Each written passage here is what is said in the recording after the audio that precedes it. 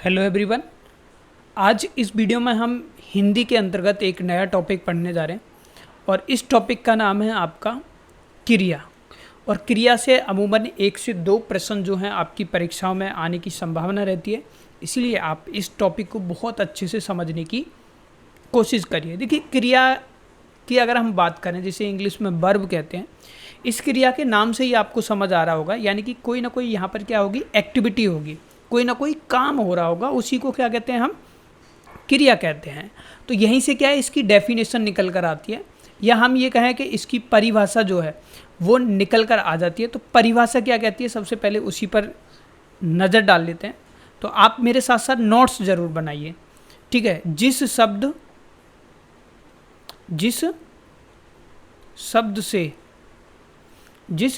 शब्द से किसी कार्य के करने या होने का बोध होता है, उसे ही हम क्या कहते हैं, उसे ही हम क्रिया कहते हैं। तो आप उसे लिख लीजिए, उसे क्रिया कहा जाता है, ठीक है। एग्जाम्पल दे देता हूं,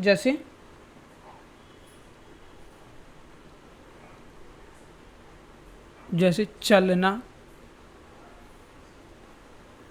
खाना, पीना, सोना, रोना आदि, ऐसे बहुत सारे इसके एग्जाम्पल हो सकते हैं। तो जिस शब्द से किसी कार्य के करने या होने का पता चले, उसी को हम क्या कहते हैं, क्रिया कहते हैं, ठीक है। अब इसके बाद जो है सवाल जो जहाँ से बनते हैं, अमूमन वो यहाँ से बनते हैं, क्रिया के प्रमुख भेद से बनते हैं, ठीक है। तो आइए अब आप सभी हेडिंग लगाइए, क्रिया के प्रमुख भेद। क्रिया के प्रमुख भेद। तो सबसे पहला, क्रिया के प्रमुख भेद की बात करें तो सबसे पहला आ जाता है आपका संरचना। आलेख खड़ी करेंगे, संरचना। संरचना का मतलब होता है बनावट। संरचना के आधार पर, तो संरचना के आधार पर जो है वो क्रिया क्या है आपकी, 2 प्रकार की होती है। कितने प्रकार की होती है? 2 प्रकार की होती है। कौन कौन सी होती है, तो आइए समझ लेते हैं। तो ये 2 प्रकार इस प्रकार से हैं। सबसे पहला आपका आ जाता है, तो ये आता है सबसे पहला रूढ़ क्रिया।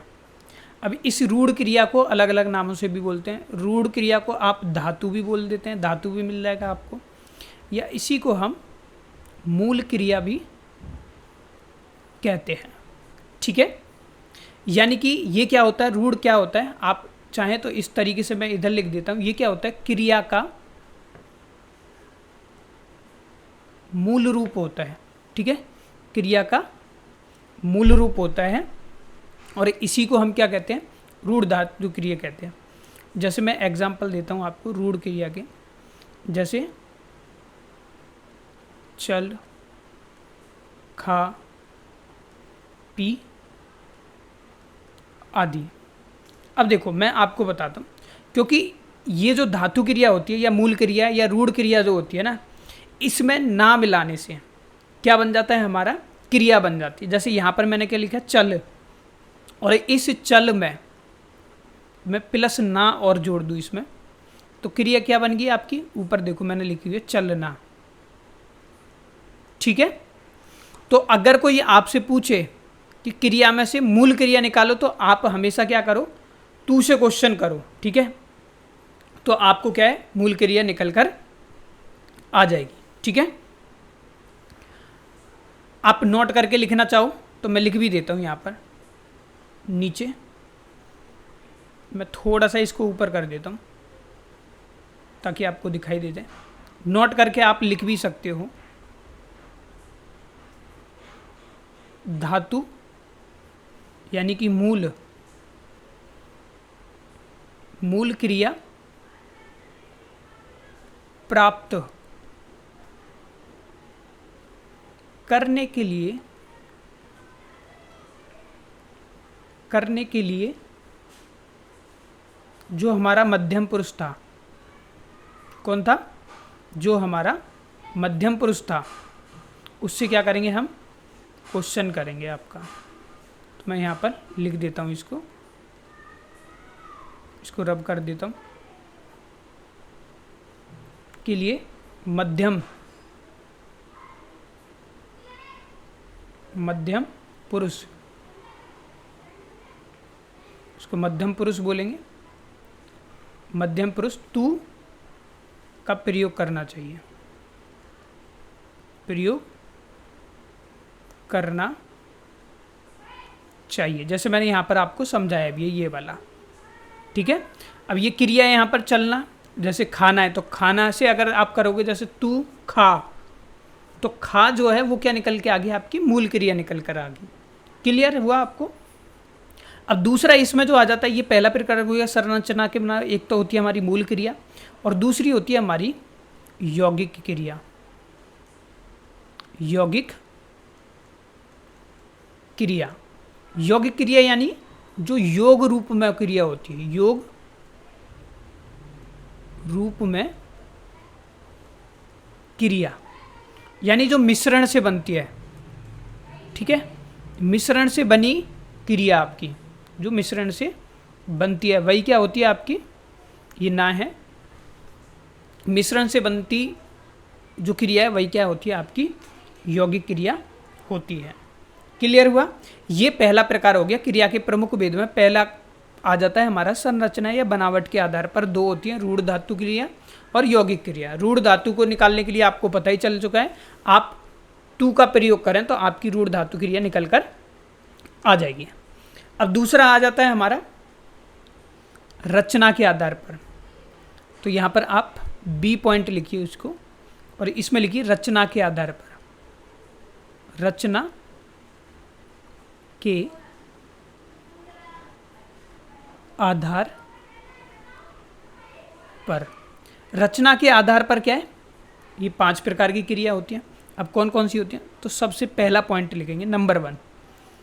सबसे पहले जो आती है वो आती है हमारी सामान्य क्रिया। सामान्य क्रिया। अब ये सामान्य क्रिया क्या होती है, तो जो सामान्य क्रिया होती है आपकी, केवल एक क्रिया का प्रयोग होता है। तो आप लिखेंगे केवल एक क्रिया का प्रयोग होता है। तो आपको याद रखना है सामान्य क्रिया में क्या होता है, एक क्रिया का प्रयोग होता है। जैसे एग्जाम्पल समझो, चीज़ें समझ आ जाएगी। जैसे उदाहरण के लिए मैं समझाता हूँ आपको। जैसे मैंने लिखा मोहन आया, मोहन आया, ये एक सेंटेंस लिखा। तो ये आया यानी कि ये आना होता, मोहन क्या है यहाँ पर, आप बोलोगे संज्ञा है, और आना क्या है यहाँ पर, एक क्रिया है।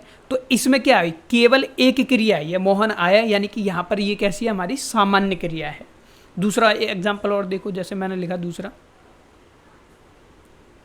मैंने किताब पढ़ी।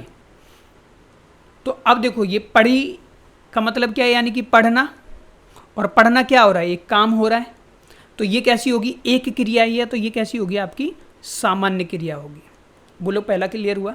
रचना के आधार पर पहला प्रकार हो जाता है हमारा सामान्य क्रिया। दूसरे नंबर पर आ जाओ, दूसरा आ जाता है हमारा, और दूसरा नंबर है हमारा संयुक्त क्रिया। संयुक्त क्रिया। अब संयुक्त क्रिया के नाम से ही आपको समझ आ रहा होगा संयुक्त का मतलब ही क्या होता है, मिलकर। तो यहां पर क्या होगा, धातुओं से मिलकर बनी हुई क्रिया इसमें आ जाएगी। तो आप सभी लिखेंगे इसमें, लिखिए दो, दो या दो से, दो या दो से अधिक, दो या दो से अधिक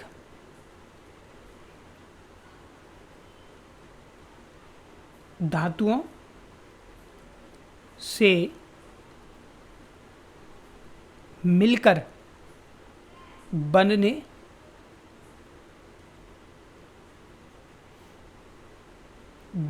वाली क्रियाएं, ठीक है, वो क्या कहलाती है, हमारी संयुक्त क्रियाएं कहलाती हैं। उदाहरण से समझ आ जाएगा आपको, एग्जाम्पल लिख रहा हूं, जैसे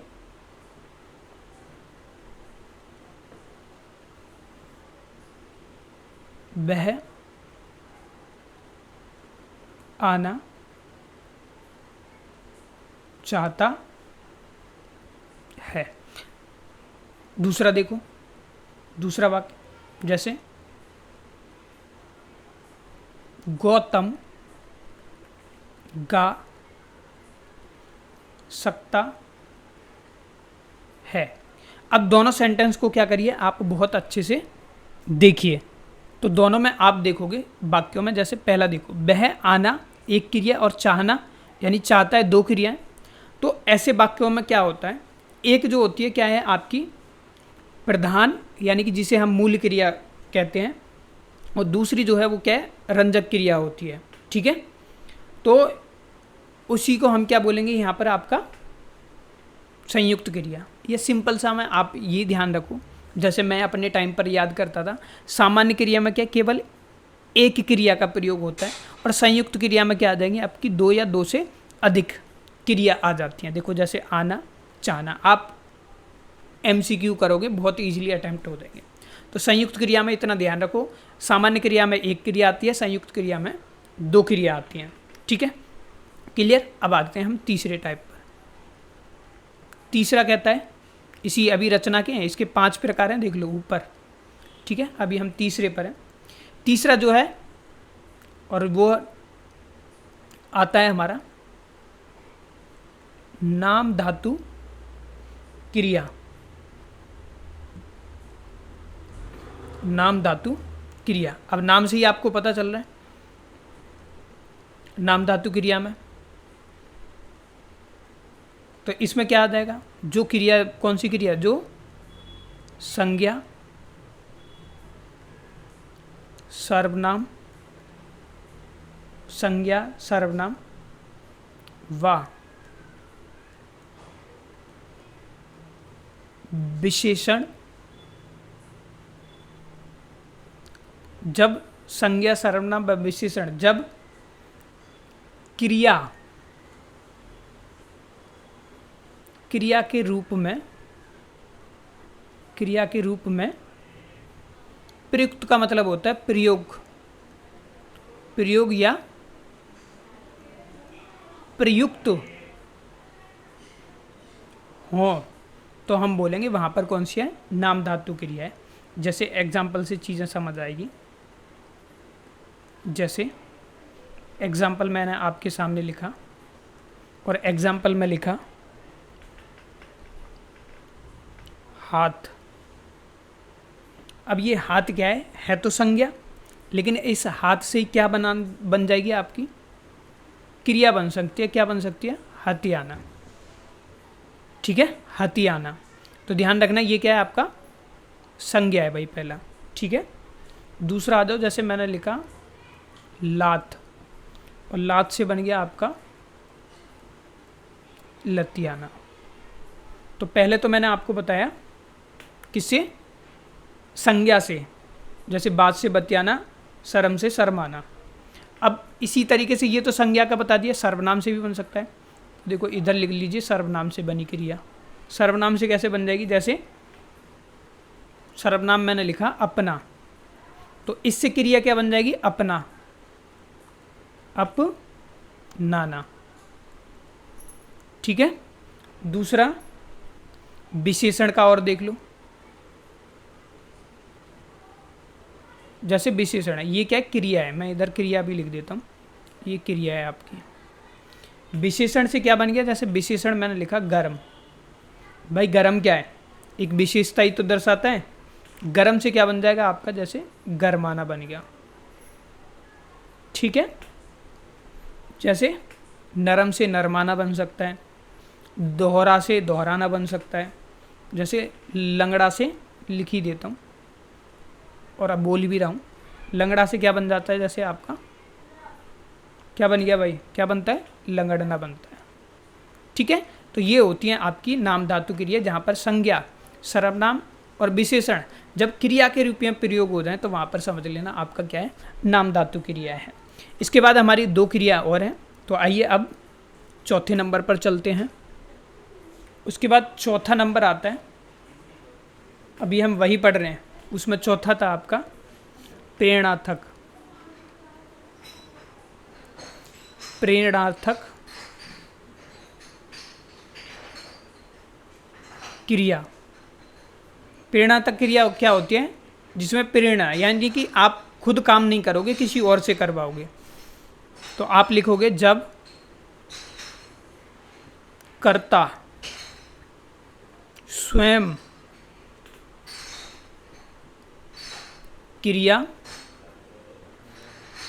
क्रिया ना करके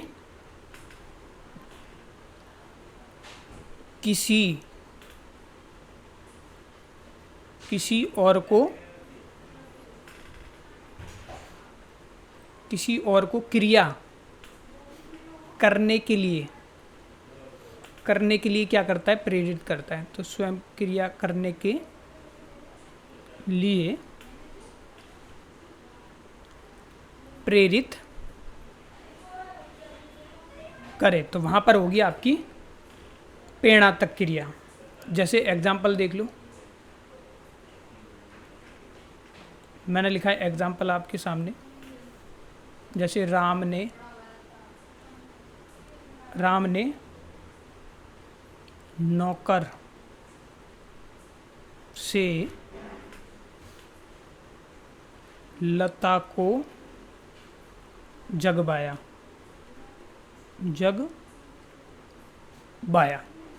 तो देखो यहाँ पर राम खुद ना करके क्या किसी और से करा रहा है, तो यहाँ पर क्या होगी आपकी, कौन सी हो जाएगी, प्रेरणार्थक क्रिया हो जाएगी। ठीक है। तो ये आपको ध्यान रखिए। एक और एग्जांपल दे दूं, जैसे सुरेश ने अध्यापक से कमलेश को पिटवाया।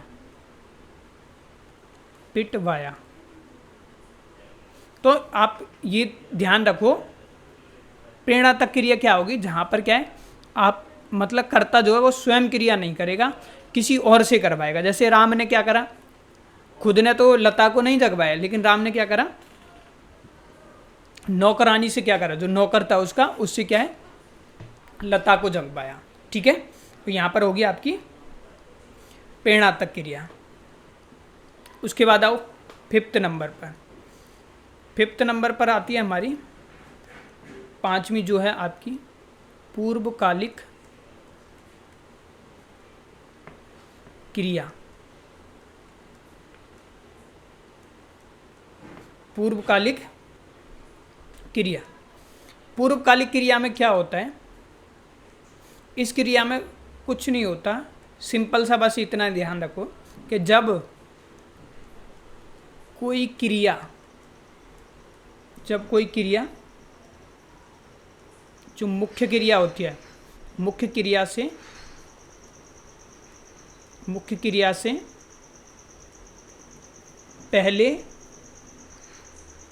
पहले ही समाप्त हो जाए, समाप्त हो जाए, तो वह क्या होगी आपकी, वह पूर्वकालिक क्रिया होगी। पूर्वकालिक क्रिया कहलाती है, क्रिया कहलाती है। इसमें ना एक चीज़ और ध्यान रखो, जैसे देखो ये शब्द आएंगे जैसे खाकर, गाकर, ये कर वाला शब्द है ना, ज़्यादा देखा जाता है, और वही क्या होता है आपका पूर्वकालिक क्रिया होती है। जैसे मैं एग्जांपल देता हूँ आपको, जैसे रमेश खाना खाकर, रमेश खाना खाकर सो गया, तो देखो ये खाकर क्या है, इसमें आपकी पूर्वकालिक क्रिया होगी, क्योंकि रमेश खाना पहले क्या करा उसने, मुख्य क्रिया खाना खाया, और फिर खाना खाकर क्या है वो सो गया। तो ये होती हैं आपकी क्या है भाई, रचना के आधार पर। अब अमूमन परीक्षाओं में जो क्वेश्चन आते हैं, ये तीसरा टाइप से आपका जो है आपका क्रम के आधार पर, क्रम के आधार पर। क्रम के आधार पर क्या है, क्रिया दो प्रकार की होती हैं इसमें भी। पहले आती है हमारी सबसे पहले सकर्मक क्रिया, सकर्मक क्रिया। सकर्मक क्रिया में क्या होता है, जहां, ध्यान रखो सकर्मक अकर्मक दोनों आज के बाद आपको दिक्कत करेगी नहीं, जहां क्रिया के व्यापार का फल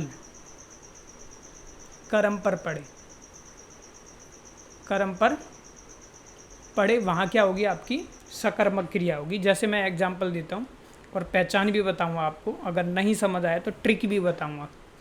वह पत्र लिखता है, वह पत्र लिखता है। अब देखो इसकी पहचान करने के लिए क्या है, आप इसकी पहचान करनी है तो आप क्या कैसे किसी से क्वेश्चन करो, आप क्वेश्चन करो वह क्या लिखता है, तो उत्तर मिला पत्र लिखता है, इसलिए कौन सा हो गया, सकर्मक क्रिया हो गया।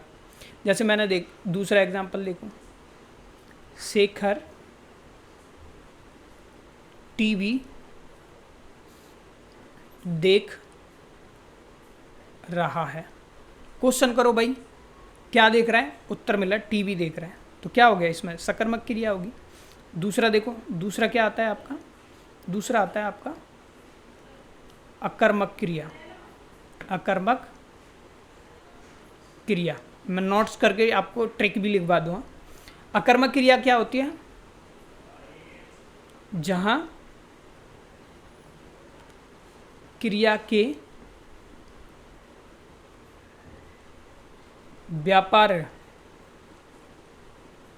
व्यापार का फल कर्ता पर पड़े। ध्यान रखना वहां पर कर्म है, यहां पर क्या है, कर्ता पर पड़े, वहां क्या होगी आपकी अकर्मक क्रिया होगी। जैसे मैं एग्जांपल देता हूं आपको, जैसे वह रो रहा है। अब देखो क्रिया तो हो रही है, रोना क्या है, क्रिया एक, लेकिन किस पर पड़ रहा है, डायरेक्ट वह पर पड़ रहा है, ठीक है। जैसे मैंने बोला पक्षी आकाश में उड़ रहे हैं, तो पक्षी के आकाश में उड़ रहे हैं, उड़ना क्या है, क्रिया है, और उड़ने का फल किस पर पड़ रहा है भाई, यहाँ पर कर्ता पर पड़ रहा है। इसीलिए आप नोट करके लिखेंगे, अगले पे लिखवा देता हूँ, नोट करके लिखिए। अब इसकी पहचान करनी है तो आपको क्या करना है, इसकी पहचान के लिए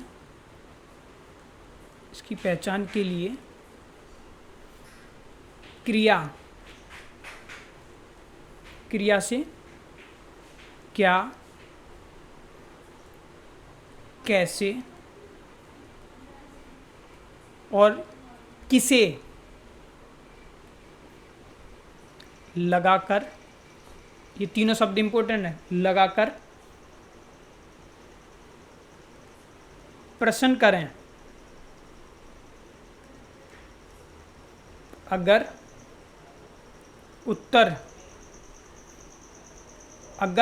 उत्तर वाक्य में क्या है आपको मिल जाए, यानी मिलता है,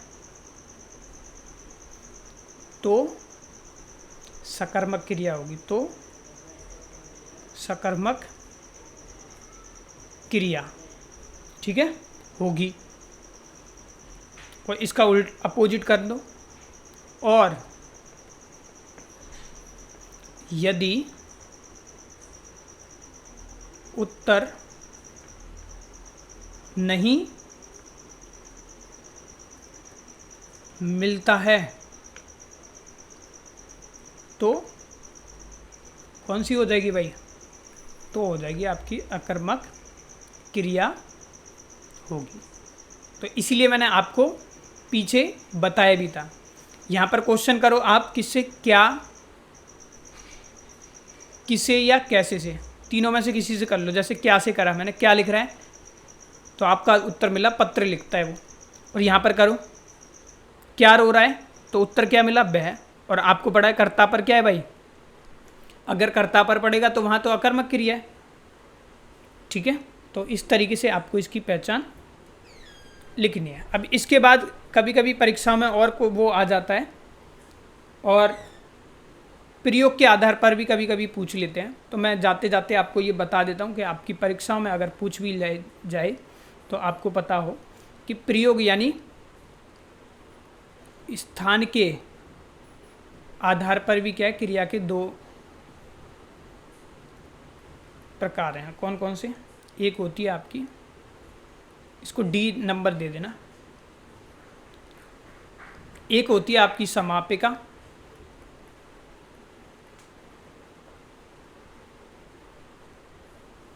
और दूसरी होती है आपकी, नाम से ही समझ आ जाएगा, असमापिका। असमापिका क्रिया। समापिका क्या है? ध्यान रखो, वाक्य में क्या होगी? समापन पर होगी, वाक्य के समापन पर क्रिया होगी ये। जैसे मैंने लिखा, वह कहानी लिखता है, तो ये क्या है भाई? लिखना क्या है? एंड में, देखो समापन पर है, तो ये क्या होगी? समापन क्रिया है। और ये क्या होगी? इसका उल्टा हो जाएगा, वाक्य के मध्य, यानी कि वाक्य के बीच में क्रिया का प्रयोग होगा। एग्जाम्पल देता हूँ, जैसे वह मर गया, अभी उसकी इतनी उम्र नहीं थी। तो भाई देखो, मर गया, मर जाना क्या है? आपकी क्रिया है जो बीच में यूज हुई है, ठीक है। तो प्रयोग के आधार पर भी है। इस तरीके से ये आपका पूरा टॉपिक यहाँ पर फिनिश होता है। तो मिलते हैं अब आपसे नेक्स्ट वीडियो में।